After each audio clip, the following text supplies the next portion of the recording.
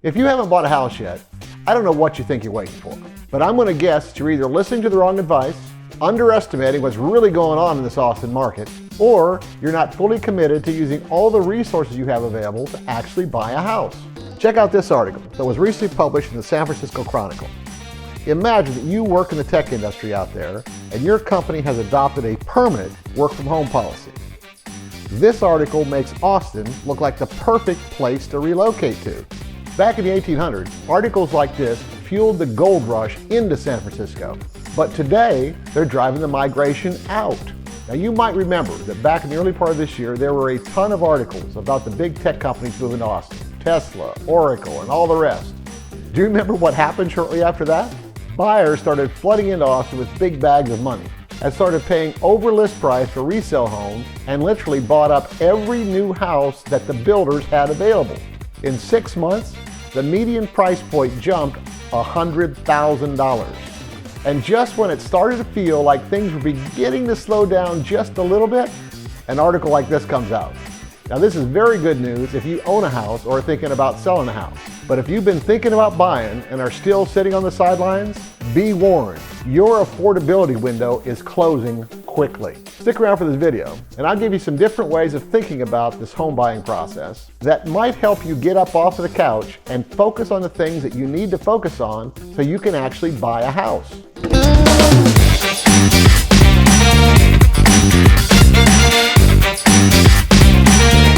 One of the biggest challenges that home buyers have faced here in the Austin area over these last several months are rising prices. And these prices have been primarily driven by multiple offers and bidding wars. According to Redfin, so far this year, 70% of all the homes sold in the Austin metro have sold for over the list price. Take a look at these numbers. 72 houses sold for more than $300,000 over list price, compared with just 2 homes during the same period last year. 1,440 homes sold for between $100,000 and $299,000 over list price, compared with 20 homes last year. Just over 4,500 homes sold between $25,000 and $99,000. This was up from 350 homes in the same period last year. And the number of homes selling for less than $25,000 over list price is about the same as it was last year, 2,810 versus 2,748. Now, the first thing that you must realize is that buyers from California have an advantage because they have been through real estate booms before. No matter what the cost, they fully expect the house to increase in value in a year, 2 years, 5 years. But buyers from this area are much more conservative because they've never seen anything like this before. And these rising prices scare them.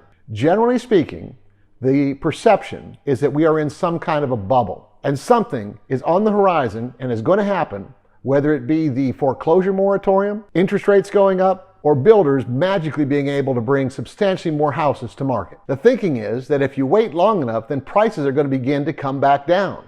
Now, if you're thinking this way, this video is for you. That expectation is extremely unlikely. You know what? I'll go so far as to say it is flat out impossible. If you consider the job growth in Austin, the number of people who are moving here, and articles like the one I alluded to earlier in this video, where Austin is hyped as the perfect place for people to relocate to. With all this going on, ask yourself, how can the demand for housing possibly go down? Consider this. There are slightly more people in San Jose, California than there are in Austin. What if all of them decided to move here? The second thing that seems to handicap local buyers is the way they think about savings and down payments. Now, before I get into this, quick disclaimer. I am not a financial advisor, and nothing in this video should be construed as financial advice. I do have knowledge and personal experience that enables me to have an opinion. If you decide to take action based on my opinion, I highly suggest that you balance that with input from other competent professionals. When you buy a car, for the most part, your down payment is used to reduce your monthly payment. If you keep that car 10 or 20 years, you're not going to get that down payment back, let alone see any kind of return on it. But a down payment on a house, especially in an area where you're seeing rapid appreciation, can actually be an investment vehicle. And if it's your primary residence, it can actually be a tax-free investment vehicle. Let's say you have $100,000 in an IRA. If you take that money out, whether it be now or after you retire, you will pay taxes on it. And in addition, if you take the money out before you're 59 and a half, you're going to pay an additional 10% penalty. Currently, you can take $10,000 out of an IRA without penalty, and that might help a little bit, but let's be bold. Let's take the entire $100,000 out. Now, your financial advisor is probably going to have a heart attack and give you all kinds of reasons why you shouldn't do that, and probably is going to put obstacles in your way to prevent you from doing it. But it's your money, and it's perfectly legal as long as you pay the taxes. So let's see what that looks like. Let's assume you're in the 30% tax bracket and you pay the 10% penalty. That's $40,000 in taxes, which would give you $60,000 available for a down payment. Now, most people are going to stop right here because the idea of writing a check to the IRS for $40,000 is something they just cannot accept. But you need to remember that no matter what that IRA balance is, that number is before taxes. And whether you take it out now or whether you take it out later, you will pay taxes. The way IRAs are marketed, that if you wait until you retire before you start making withdrawals, you're going to be in a lower tax bracket, so you're actually going to pay less taxes on that money. But who wants to make less money just because they turn 62, 65, or whatever arbitrary age? Let's take that $60,000 and use it as a down payment on a $400,000 house. That's 15% of the value.